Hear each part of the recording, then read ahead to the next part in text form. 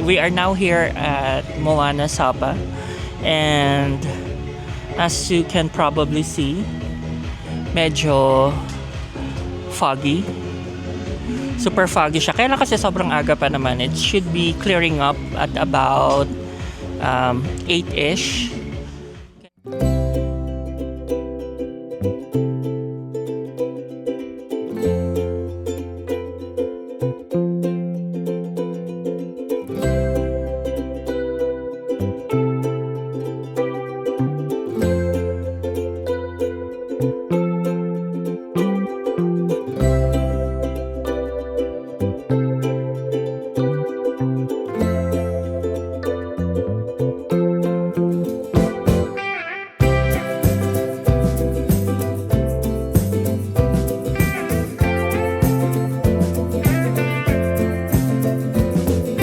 Good morning. It's super early pa. It's 7:25 in the morning.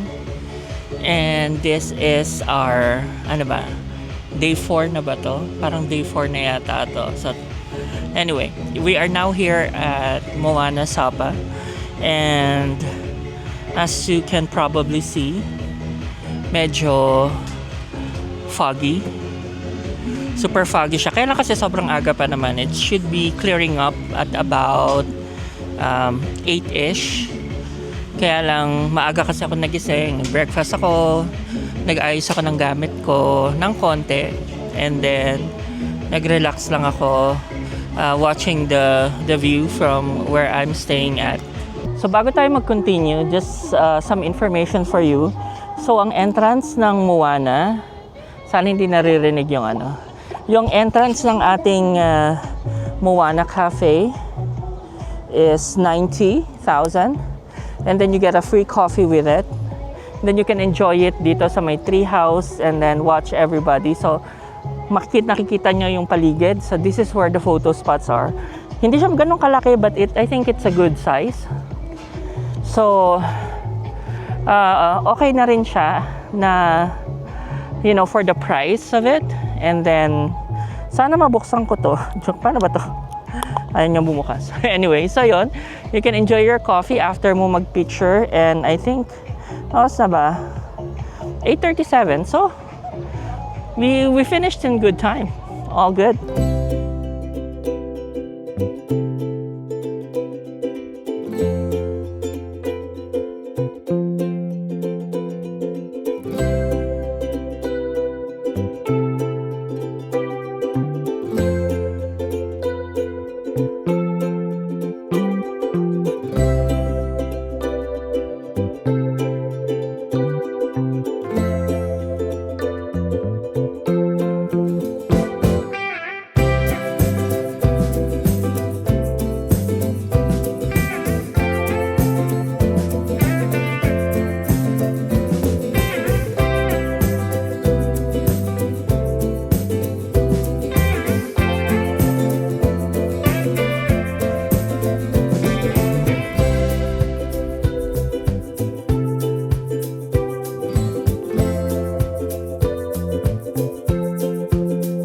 So we are almost done here at Moana Sapa. Naikot na natin siya, and I think I like it better na medyo foggy. So pagkatapos nito, we'll go to our next destination, pero I had fun here. Maaga ako nagpunta. I think I was here at around 7:20 or 7:21. Nagpatila lang ako ng konti ng ulan. But of course, when you go here, syempre, the weather can be unpredictable. The forecast says it's gonna be a little bit sunny, but it's not at the moment, but you make the most out of it, diba? So I took a lot of good photos. Nauna ako dito. So that's one tip I can give you. If you can get here as early as possible, regardless of the weather, then makakauna kayo to get, the nice photos and videos that you like. So for me, happy na ako. I can relax because marami ng tao. Pag dumagsa sila, dumadagsa talaga sila. So anyway, this is Moana Sapa, and if you have a day or two, this is a must go. Nakakatuwa siya. It makes you feel a little bit happier inside. And of course, it doesn't hurt na meron kang Instagrammable photos to go with that feeling. Nandito tayo ngayon sa Alpine Coaster dito sa May Sapa. I'm so excited. Medyo foggy siya. Ayan. Medyo foggy pa siya. Pwede pa tayo maghintay ng konti. Lumiwanag ng konti. And then, nagtaas na sila ng price. So ngayon, yung price nila is $250. Tapos combo for 2 rides is $350. Tapos pag children, $100. And then, combo for 2 rides is... So, pagkatapos nun, may pila na dito, bababa ka doon. Pero, for those na may dalang gamit, merong mga locker dito na pwede mong gamitin. Kumuha ako ng locker para wala kang dala. You put it here. And then you get the keys. Ganun siya. Yung sa akin, I bought my ticket sa Klook. And then, I think offeran kanila, ang tawag dito, offeran kanila ng isa pang ikot, which is an additional 100 din. So, tignan muna natin yung ticket natin para sigurado. And then, so we got our tickets already. It's for 2 rides. Welcome. Xin chào. Xin chào, how are you, sir? I'm good. How are you? I'm fine, thank you, sir. Thank you. Welcome So the second ride is... second ride so- down there. No need, come here. Okay, thank you. Medyo effort ng konti yung pababa. Parang yun yung pinaka-challenge. Ito pa paano aakyat mamaya. So, pagkatapos ng first ride mo, magte-terminate ka dito. Dito ka na tatawid sa kabila. Yan na. Ito na yun. And then you go here for the second ride again. Kung gusto nyong makita kung ano yung itsura niya, so nakalubog naman yung puwit mo. Tapos meron siyang belt. Ayan. Ayan siya. So lalagay mo yung paa mo dito. Kung dalawa kayo, pangalawa to, belt. So hihilahin mo siya. So ganyan siya. Here we go. Number 7. Lucky number 7.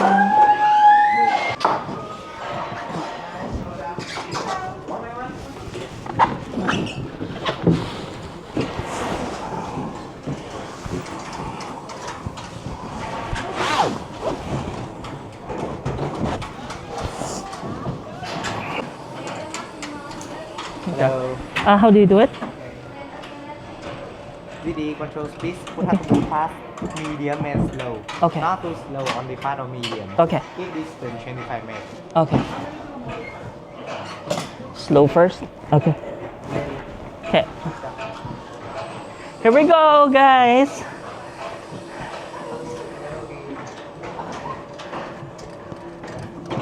Ah! Ah! Ah! No! Oh my God! Woo! Ah! Yeah! Sarap! So guys, eto na nga no, nandito na nga tayo sa Alpine Coaster na medyo may kabilisan siya. Ayan, yan na nga ba ang sinasabi ko. Mabilis siya, pero okay naman.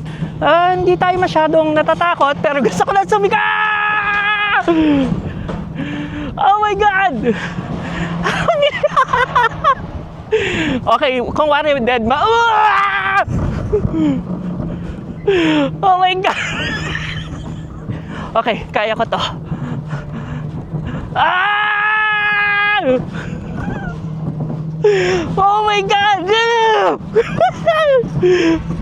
Ah! Oh my God! Ah! Oh! Ang bilis! Grabe! May isa pa! Ah! Oh! Guys! Ah! Okay naman. Hindi siya nakakatakot actually. Wala akong masyadong reaksyon. So siguro yung susunod natin is yung wala tayong reaction, na parang wala siyang kakwenta-kwenta, parang ganon. Gusto niyo ba yon? Ganon ang gawin natin. Yung parang wala siyang kwenta, yung parang bored na bored. Ganon ang atake natin. Very bored.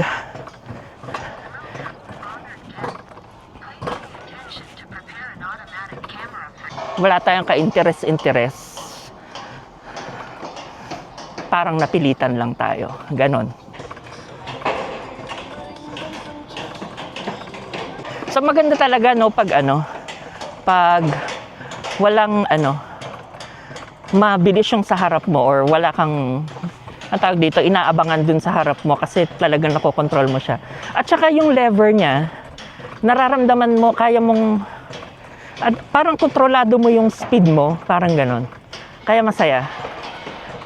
Tawag dito, yung hindi yung, tapos yung paa mo, ito, pwede mong i-lock in place talaga yung sarili mo para at least bawat turn mo, hindi naman yung feeling mo titilapong ka. So stable na stable talaga siya. Kaya nakakatuwa. So here we are, nasa taas na tayo uli.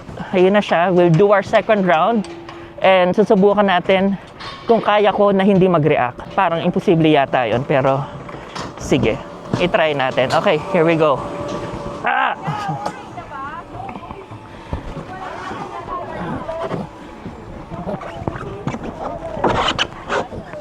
Thank you.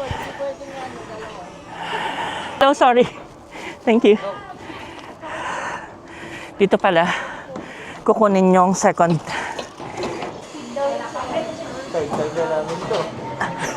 Third time na ba? Pwede bang bumili uli doon? Pwede pa.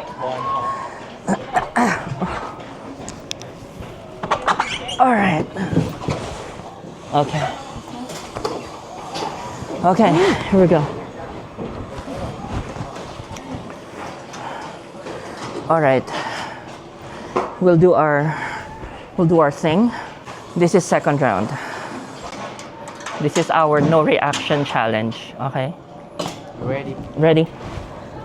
Okay.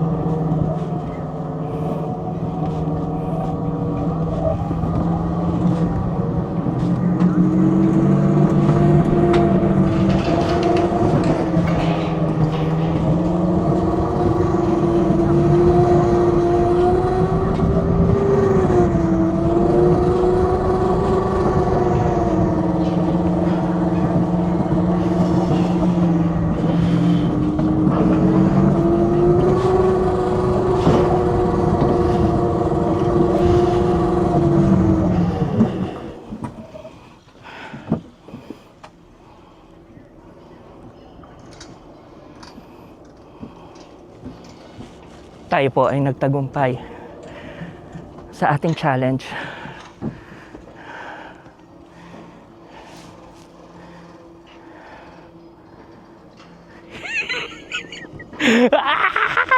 Tapos dito ako nagsisigaw no?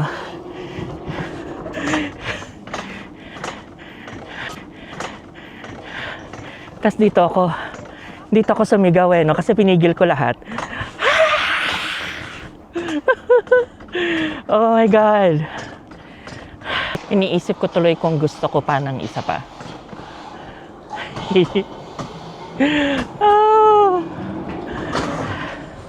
Oh my God, that was so fun.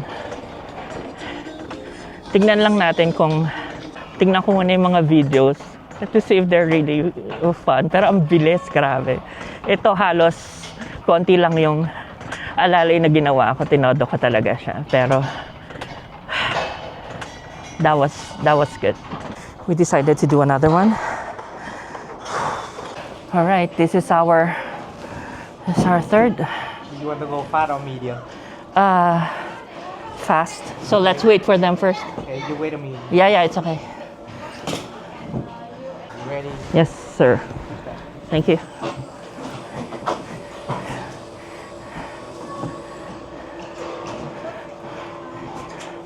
Here we go! Yay! Woo! Oh! Yeah! Woo!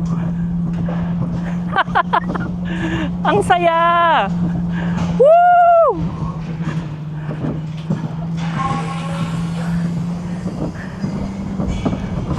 Woohoo! Yes! Woo!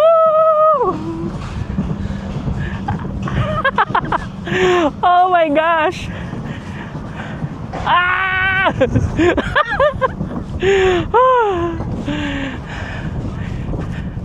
Ah! Ah!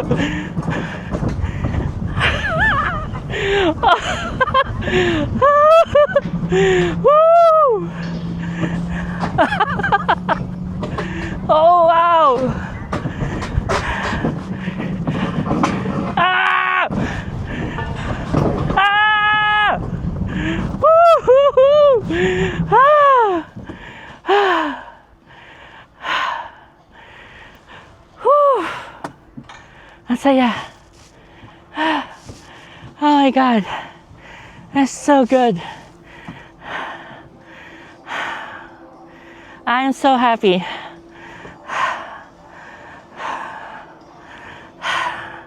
This is the end of our track. And ladies and gentlemen, this is Alpine Coaster. Good afternoon. Katatapos lang ng ating adventure sa Moana Cafe, ang Alpine Coaster sa Sapa. So, maaga tayong nagpunta doon and they'll be included in the video din siguro itong episode din na to. And now what we're going to do is to go around and walk kasi ngayon maganda yung panahon. As you can see, walang fog. Walang masyadong fog. And then kahit pa paano makikita nyo yung makikita nyo na yung madadaanan mo, like what you see when you walk. Hindi na siya puro foggy at all. So ganun siya, kaya medyo magandang lakad-lakad para makita nyo yung town mismo, kasi wala akong mapakita na na footage kasi it's either madilim o foggy o basta it's not very conducive to sharing din naman, di ba? So pakita ko sa inyo yung sa Sapa Park yata yun. Punta tayo dito sa baba sandali. At least ngayon talaga nakikita mo na. Ngayon ko lang din nakita to, paalis na ako bukas. So lakad-lakad lang tayo, ikot tayo. Parang walking tour ba? Parang gano'n. Okay? Sige, I'll see you guys. Ito, check muna natin. Okay, so ngayon, nandito na. Ayan, kung makikita nyo, maliwanag na. Ito na, makita nyo ng maayos yung Sapa Station. So baka first time nyo makita na walang clouds or walang ay Lord. Iba talagang tawiran dito sa Vietnam. Kahit laking pokyaps ka, kailangan maging maagap ka pa rin. Mas mahirap na. Ayan. So, ayun na yung Sapa Station. Diba? Daling ko lang kayo dito. Ito laging madilim tong lugar na to. So, para makita nyo lang. Wala lang naman. Pero, at least, para makita nyo lang. Tawid lang muna tayo.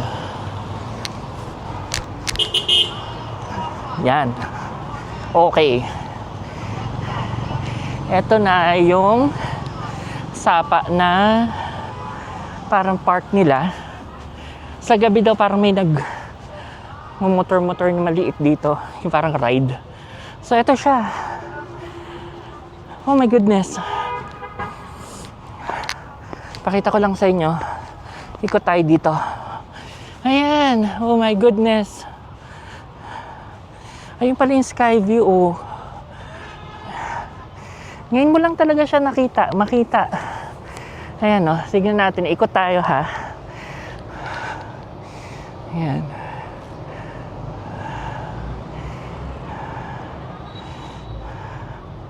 Yun. Guys, for the first time, nakita nyo siya. Actually, nakita ko rin siya. Tapos ayun na yung Sun Plaza. Doon. Yan. Tapos, yung nakalagay doon na bilog doon, kung makikita nyo, yon ang nakalagay na the city in the fog yata. Parang gano'n. Anyway, so magandang nakita rin natin. Tapos meron tayong Sun World Fancy Pan Legend na malaking TV dyan na pag nagpa-fog, wala talaga makita. So anyway, yan. So at least nakita nyo na kung ano yung itsura niya. Hotel Sapa Square, Sun Plaza. Ito na yan. This is where people take photos. And dito na yung mga coffee shop dito. At saka, doon tayo pupunta. Here we go. So now, nandito na tayo sa may park. Nakita mo kung gaano kaiba yung itsura niya pag walang fog. And then, daanan natin itong mga nasa side dito. Kasi itong lane na to, puro na to. Puro mga restaurant. Ganyan. Ayan. At least nakikita mo na yung mga tao. Diba? So, this is Le Petit Gecko. Yan. Breakfast place. Yan. Tsaka marami din silang. Ayan guys. Ayan pa yung isang Le Gecko Cafe. Ang alam ko, French yung may-ari niyan. So, ayan. Lakad pa tayo. Ayan. So, from there, pwede na tayong pumunta dito sa Sapa Lake. Ayan. Kita na natin siya. May maingay lang ng konti doon. Ito sa gabi, merong may ilaw-ilaw. Napailaw si Mayor dito. So ayan, nakikita niyo yan. Yan yung mga nakikita nyo sa gabi sa mga ibang vlog. Yan. Itong corner na to. Oh. Nandun yung trekking gear. Nakikita nyo to for sure. Huwag nyo na i-deny. Nakikita nyo. Hindi, joke lang. So, ito na siya. Yan. Thank you, Lord. At makikita namin siya dahil hindi siya foggy. Yan. There you go. So, tignan lang natin yung park dito.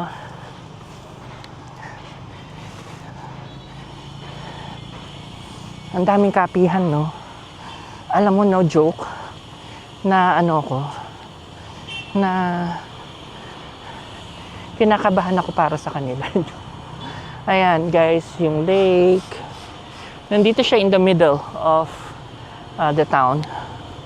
Ayan. And then may mga pabulaklak sila dyan. Kung may isda to.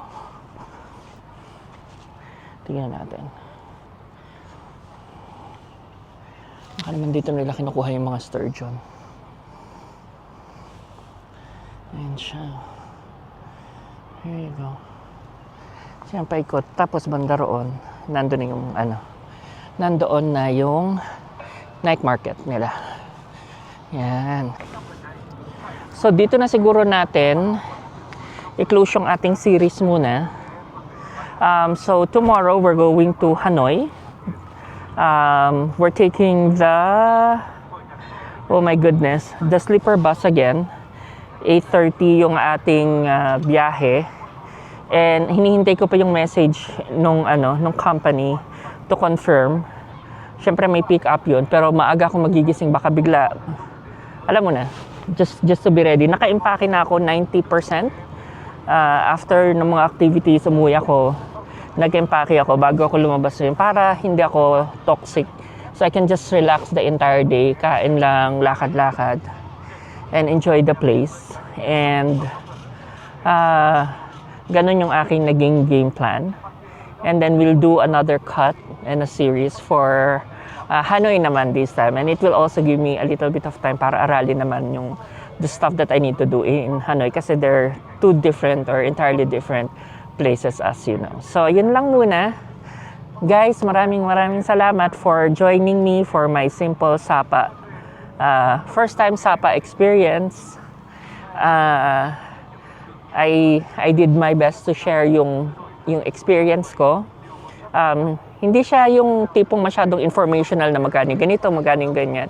It's more of really experiencing it kasi I'm sure marami tayong mga trusted vloggers na pinapanood ko rin, pinapanood nyo, na they have that covered. So we're covering yung acting experience and how we're dealing with what we're faced with dito sa ating vlog na to. And I hope you had fun as much as I had fun recording it. And see you in the next Hanoi series. And thank you so much for continuously watching. And please continue to support the channel. And yung sa mga hindi pa nakasubscribe, I will appreciate your subscription para naman matulungan niyo yung growing channel. Alright, that's it. Thank you po. Salamat. And be good human.